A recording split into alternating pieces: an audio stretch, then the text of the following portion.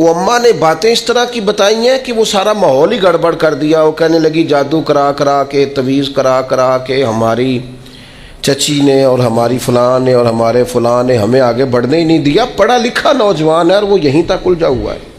क्या मजाक करते हैं आप। इस तरह भी होता है, इस तरह भी कौम में। और वो बेचारा, यानी चची को दुश्मन थोड़ी ना होती, चचा बाप की जगह होता है, लेकिन उसका लहजा इतना गलत था अपनी चची के हक में कि वो इस तरह के पढ़े लिखे नौजवानों को ये जुमले जेब नहीं देते। हमारा अजीब अंदाज है, हमने अपने बच्चों के ज़हन पक्के कर दिए। तुमने बड़ा आगे जाना था, तवीज़ों की वजह से पीछे रह गए। तो ये जो जितने लोग चले गए अंग्रेज़ टेक्नोलॉजी बना गए और कहाँ से कहाँ पहुँच गए, उनको तवीज़ ही नहीं मिला मेरा ख्याल है कोई कराने के लिए। वो निकल गए आगे और इनको तवीज़ होते रहे। क्या मतलब, आप कौम को कहाँ खड़ा करना चाहते? बदगुमानियाँ, दिल सख्त एक दूसरे के लिए। मेहरबानी करें ज़रा थोड़ा सा वापस आए अपनी असल ज़िंदगी में, जो इस्लाम ने सिखाया है उस पर गौर करें। ये जो गीबत होती है ना, चुगली, चुगली से भी दिल सख्त होता है। आपका ख्याल होता है मैंने तो कुछ भी नहीं किया, किसी के खिलाफ थोड़ी सी बात की है। वो जिसके खिलाफ आपने थोड़ी सी बात की है ना, जिसके सामने किया, उसका दिल हो गया सख्त, उसके दिल में उसके बारे में घुटन पैदा हो गई है, वो कभी नरम नहीं होगा। क्यों गीबत को इतना ज़्यादा सख्त नापसंद किया गया? फरमाया गीबत करने वाला जन्नत में नहीं जाएगा। गीबत तो जिना से भी ज़्यादा गंदी चीज़ का नाम है। क्यों इतना ज़्यादा नापसंद किया दीन ने? इसलिए किया कि ये दिलों को सख्त करती है, मोहब्बतों की मुखालिफ है, इंसान की तबीयत एक दूसरे से दूर हो जाती है। लेकिन हमें तो मतलब 2 4 5 बंदों की गीबत करें ना तो गपशप का मज़ा ही नहीं आता। थोड़ा सा वापिस आएँ, अपनी रूहानी ज़िंदगी की तरफ आएँ, लिल्लाहियत की तरफ आएँ, खैर देखें खैर कितनी है इस उम्मत में। गीबत करने से हमेशा तबीयतें सख्त होती हैं, बंदा एक दूसरे से दूर होता है। और आप किसी के बारे में खैर का जुमला कहें, जिस वक़्त आप जुमला कह रहे होते हैं उसी वक़्त ही उस बंदे की मोहब्बत दिल में जगह पकड़ रही होती है। उसी वक़्त ही वो जगह पकड़ती है जब आप किसी की तारीफ़ करते हैं, उम्दा और खैर के लफ्ज़ बोलते हैं। इसी तरह ये जो माल की मोहब्बत है ना, हिरस, हवस, लालच, ये भी दिल को सख्त करती है। जब लोगों को बंदे ना नज़र आए, सिर्फ पैसे नज़र आए, फिर तबीयत सख्त हो जाती है। माल एक ऐसी ख़तरनाक चीज़ है, अगर ये लालच इख्तियार कर जाए, हिरस और हवस इख्तियार कर जाए, पता है हाल क्या होता है? एक तो ये है कि आम चीज़ों में मिलावट, यहाँ तक हालात ख़राब होते हैं कि लोग दवाइयाँ मिलावट वाली बेचनी शुरू कर देते हैं। उनको पता है मैं ज़िंदगियों से खेल रहा हूँ माज़अल्लाह, लेकिन वो कितना कुछ सख्त आदमी है, उसका दिल कितना कुछ सख्त है कि वो लोगों की सेहत से खेल कर माल कमा रहा है। आखिर अपने ज़मीर की अदालत में तो खड़ा होता होगा ना, रात को उसे नींद भी तो आती होगी ना, वो कभी अल्लाह अकबर कह के नीयत बांध के रब की बारगाह में भी तो खड़ा होता होगा। कैसे जवाब देगा अल्लाह के हुजूर? अपने आप को कैसे मुतमईन करेगा? इतना सख्त हो गया है कि लोगों की जिंदगियों से खेलने लगा है। माल की मोहब्बत में, हिरस में, हवस में इतना दिल सख्त हो गया। ये चीज़ सख्त करती है दिल को। इसलिए हमारे बुजुर्गों ने लिखा है कि कुछ ना कुछ पैसे कभी कभी छोड़ भी देने चाहिए। कहना चाहिए बस भैया आज इतनी कमाई हो गई काफ़ी, भाई अभी तो 2 घंटे बचे हैं। तो उसने कहा ये जो 2 घंटे बचे हैं ये कुरान पढ़ूंगा और मदीने वाले महबूब पे दरूद व सलाम पढ़ूंगा। सदका क्यों रखा था शरीयत ने? ज़कात क्यों रखी थी? अल्लाह के बंदे हैं, अल्लाह अपने बंदों की अपने फजल से उनको रिस्क देता है, लेकिन क्यों रखा था सदका? कि ये माल निकल के जरा बाहर जाए ताकि ये जगह ना पकड़े दिल में, ताकि दूसरों के हक में तबीयत नरम हो। लेकिन आप देख लें, जहां जहां माल की मोहब्बत आई है, जहां जहां माल का प्यार आया, वहां हालात और से और हो गए, खराब से खराब हो गए, बद से बदतर हो गए। और फिर हमारे बुजुर्गों ने लिखा कि ये जो इक़्तिदार होता है इसमें भी बहुत सख्त हो जाते हैं लोग। चले दुआ मांगने लगा हूँ, आमीन कहना, अल्लाह करे मेरी कौम जाग जाए, आमीन तो कहते।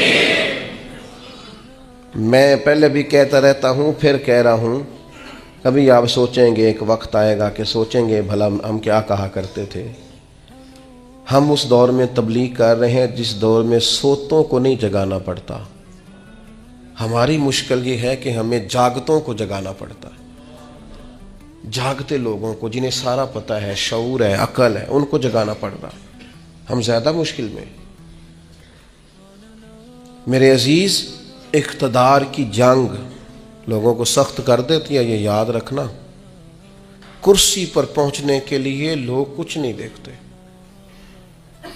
इख्तदार की खातर लोगों ने हद नहीं कर दी दुनिया को कत्ल करने वाली।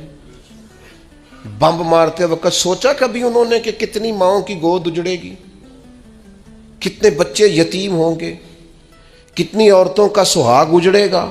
उन्हें गर्ज नहीं थी, वो तहो बाला करते गए बस्तियों को, उजाड़ते गए आबादियों को। खुदा करे कि ये कौम समझे, इख्तदार के लिए लोगों ने, बेटे ने बाप को कैद कर दिया, बाप को, कि मेरी बारी नहीं आने देता। पढ़े आप तारीख उठा के। इख्तदार की खातिर भाई ने भाई को कत्ल किया कि ये मेरे रास्ते की रुकावट बन रहा है। आप क्या समझते हैं कि इस्तेमाल नहीं किया जाता आपको और हमें? लोगों ने अपने रास्ते में आने वाले सगे खून के रिश्ते काट के रखे। इतने सख्त हो गए लोग, सिर्फ इख्तदार चाहिए था। और मेरे रसूल पाक सल्लल्लाहु ताला अलैहि वसल्लम ने सहाबा से फरमाया, किसी कौम में जिहाद के लिए जब जाना ना, तो वहां जो सरसब्ज दरख्त हो वो दरख्त ना काटना, वहां के फसलें ना तबाह करना, औरतों और बच्चों पर और बूढ़ों पर जब तक हथियार ना उठाएं हमला ना करना। क्यों? कि इस्लाम जो जंग करता है वो जंग भी अल्लाह के दीन की हुकूमत कायम करने के लिए करता है। इंसानों के इख्तदार की जंग नहीं होती कि फलां को मुसल्लत करना है तो फलां को मुसल्लत करना। इख्तदार का मिजाज ही ये है। हुकूमत ही कर रहा था ना हलाकू खां, एक कुर्सी चाहिए थी ना, तो दजला की नहर का उसने ये हाल कर दिया था कि लोग जो वहां जाते थे वो कहते थे हमें लगता था ये पानी नहीं बहता, खून बहता है दरिया दजला में। खून ही खून, दरिया और नहर खून से भर गई। और इंसान की खोपड़ियां काट के, ये हमने भी यहां मीनार बनाया है, तो एक तरतीब है कि इतना ऊंचा मीनार चला गया। इंसानों की खोपड़ियां काट के उसने कहा इनका मीनार बनाओ। क्यों? मुझे हुकूमत करनी है।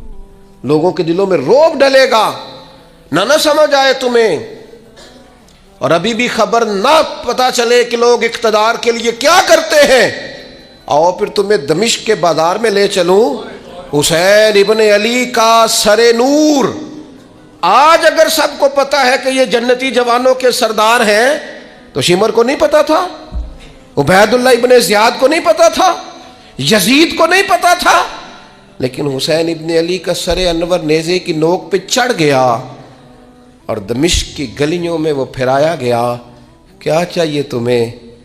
तुमने औलादे रसूल ही सारी शहीद कर दी, हुजूर के जिगर पारे तड़पा दिए, आखिर क्या चाहिए था? तो पलट के देख लो तो जंग कुर्सियों की निकली। किसी को कूफे की गवर्नरी चाहिए थी, किसी को रे की हुकूमत चाहिए थी, किसी को हम्स का सूबा चाहिए था, किसी को दमिश्क की हुकूमत चाहिए थी, कोई पूरा इख्तदार चाहता था। इख्तदार के इस नशे में तो रसूलुल्लाह की औलाद आए तो लोग नहीं देखते, तो तेरे मेरे बच्चों को देखेंगे, हमारी औलादों को देखेंगे। पता नहीं कब शऊर की आंखें खोलोगे, पता नहीं कब सोचोगे, कब समझोगे, किस वक्त चीजों पर गौर करोगे। इख्तदार की जंग में तो वो लोग आए ना जो रसूलुल्लाह के कंधों पे नजर आते थे, तो लोग उन्हें भी नेजों की नोक पे खड़ा कर देते हैं, इतने सख्त हो जाते हैं। खुदारा मिजाज समझो, मिजाज क्या है। लेकिन वो हम पता नहीं किस ख्वाबे गफलत का शिकार है। अल्लाह जाने कहां जाके आंख खुलेगी, अल्लाह जाने कहां जाके होश आएगी, कहां जाके समझ आएगी। खुदारा चीजों को लें जरूर, लेकिन उनको उस हद तक लें जिस हद तक वो हैं, जिस हद तक नहीं है उस हद तक न जाएं। इतने जज्बाती ना हो इन मामलात के अंदर, एक दूसरे को समझें, गौर करें। और फिर जिस बंदे में भी तकब्बुर होता है वो सख्त दिल होता है, जिसमें भी होता है। बरादरी का तकब्बुर हो कि मैं चौधरी साहब होता हूं, वो भी डाढ़ा है। इलाके का तासुब हो उसके अंदर कि मैं फलां इलाके का हूं, तो वो भी सख्त है। इल्म का तकब्बुर आ जाए वो भी सख्त है। उसको ये पता हो कि मेरी बड़ी पजीराई है और मुझे बड़ी दुनिया जानती है, और मैं बैठ जाऊं तो फिर भी बड़ी बात रश होता है, और मैं चलूं तो वहां भी अल्लाह माशाल्लाह खुदा माफ करे तकब्बुर आता है। कोई भी ऐसी चीज जो दिमाग पे सवार हो जाए वो मुतकब्बिर करती है इंसान को। ये चीजें अपने से जैसे जैसे दूर करेंगे वैसे वैसे आजिज़ी नसीब होगी, और जैसे जैसे आजिज़ी नसीब होगी वैसे वैसे दिल नरम होगा, और जैसे जैसे दिल नरम होगा रब की मखलूक का प्यार भी आएगा, रसूलुल्लाह के दरवाजे की गदाई भी आएगी। और एक बात और हमारे बुजुर्गों ने लिखी है कि जो मुफादात की जंग होती है ना, मुफादात की जंग, वो भी दिल को सख्त करती है। मुफादात की जंग, मुझे बताइए,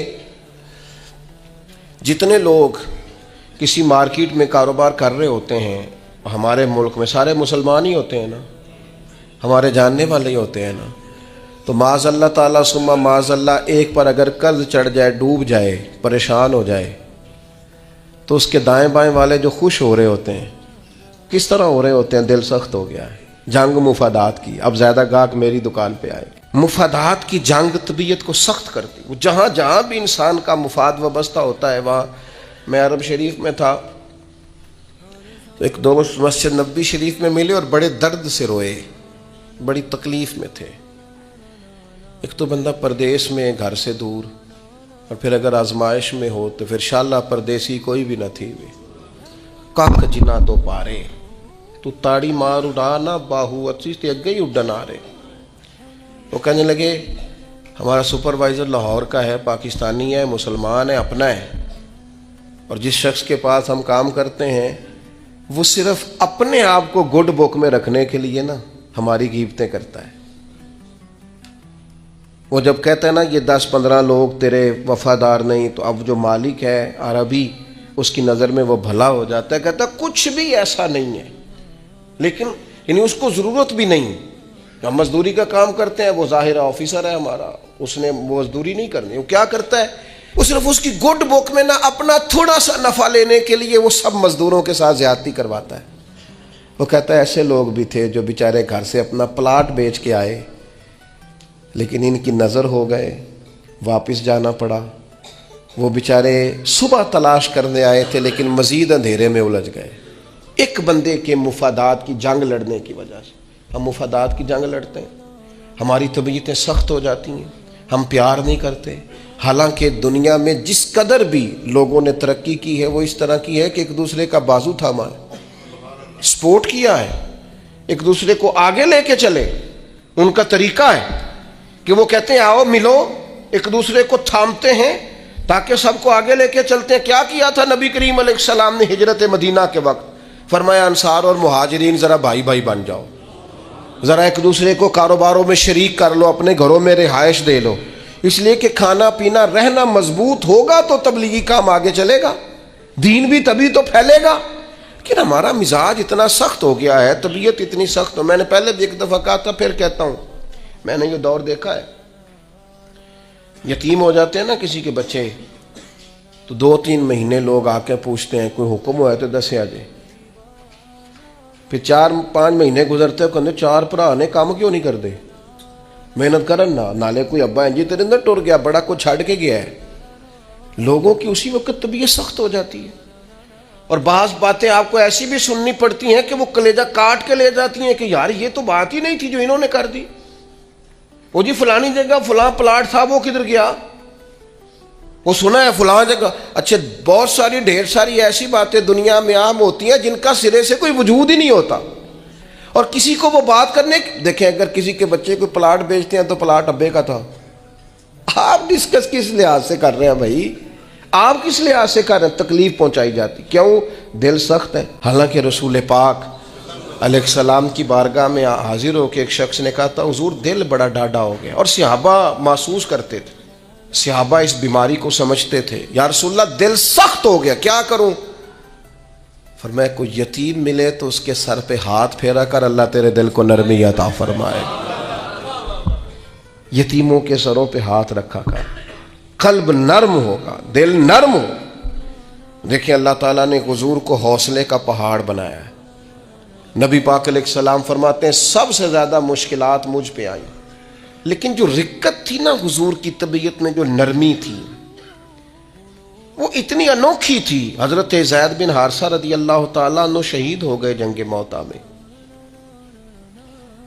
नबी करीम अलैहिस्सलाम उनके घर आए। हुजूर सब्र का दर्स देने वाले, 500 के करीब कमोबेश अहादीस व आसार आपको मिलेंगे सब्र के उन्वान पर, 100 के लगभग आयात मिलेंगे। हुजूर सब्र का दर्स देने वाले। लेकिन करीम उनके घर गए, उनकी बेटी सरकार के सामने हाजिर हुई तो बेटी बाप की याद में रो पड़ी। हज़रत साद बिन उबादा कहते मैं भी हाजिर था, बेटी रोई तो हुजूर भी रो पड़े। मैंने अर्ज़ की हुजूर आप भी रोते हैं, ये आंसू आपके भी निकल आए? तो हुजूर फरमाने लगे ये एक मोहब्बत करने वाले के लिए इज़हार मोहब्बत है। ये जो आंसुओं का निकल आना, ये जो दिल का न, बल्कि हज़रत साद इब्न उबादा एक दफ़ा बीमार हो गए थे तो नबी करीम उनको बीमारी में देखने गए तो उनको बीमार देख के हुजूर रो पड़े। यार ये हालत हो गई है इसकी।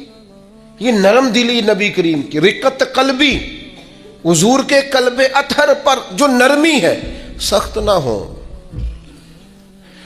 डाढ़ी जिंदगी ना गुजारो। अशिद्दाउ अलल कुफार, काफिर के लिए सख्त होंगे, रुहमाउ बैनहुम, आपस में तो मेहरबान रह के वक्त गुजारना। अपने अपने दिल से पूछो, बड़े टेस्ट कराते हो, बड़ी इको कराते हो और बड़े कुछ कराते फिरते हो, कभी कभी ये भी देखा करो डाढ़ा कितना हो गया है, माफ़ क्यों नहीं करता, इसे प्यार क्यों नहीं आता, इसे रोना क्यों नहीं आता, इसमें दर्द क्यों नहीं पैदा होता।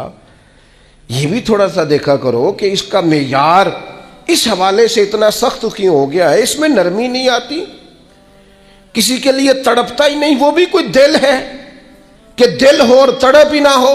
अपनी तबीयत पर गौर करें, मिजाजन सख्त ना बने, तल्ख ना बने, किसी के बारे में भी सोचें, किसी और का भी एहसास करें, किसी और के बारे में भी गौर करें। आपका दिल किसी के लिए भी धड़कना चाहिए, अपनी ज़ात से शुरू होके और अपनी ही ज़ात पर चीज़ों को ख़त्म कर लेना, ये क्या दानशमंदी है। अजीज़ कहीं तो नरम होना, कहीं तो मेहरबानी करें ना। नबी पाक अलैहिस्सलातो सलाम ने मना फरमाया जानवर के मुंह पे ना मारना, जानवर को बांध के ना मारना। हुजूर अलैहिस्सलातो सलाम गुजर रहे थे तो एक आदमी बकरा ज़िबा करने लगा, उसके सामने छुरी तेज कर रहा था। फरमाया 2 मौतें देना चाहते हो, इसे साइड पे करके छुरी तेज करो और तेज छुरी के साथ ज़िबा करो ताकि इसे तकलीफ कम हो। तो जो दीन आपको कहता है जानवरों से भी उसने सलूक करें, वो अगर मिजाज इस तरह का बना लेंगे ना।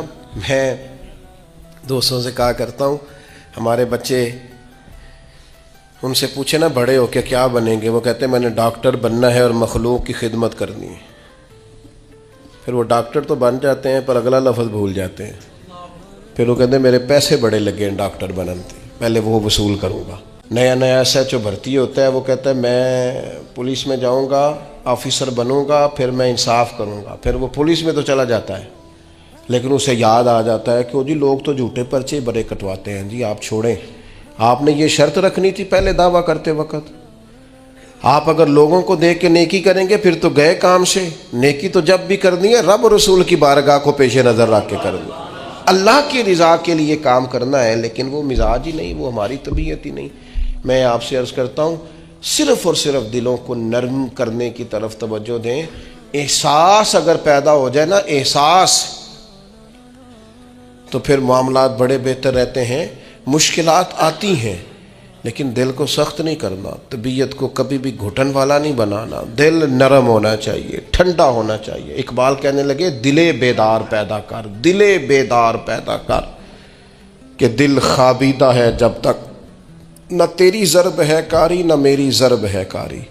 और फिर इकबाल फरमाने लगे दिले बीना भी कर खुदा से तलब, आँख का नूर दिल का नूर नहीं। कहते तू आँखों से तो देखता है पर तेरा दिल अंधा है। अगर दिल की आँखों से देखेगा तो फिर तुझे लोगों के दर्द का एहसास होगा। दिले बीना भी कर, देखने वाला दिल पैदा कर, दिले बीना भी कर खुदा से तलब, आँख का नूर दिल का नूर नहीं।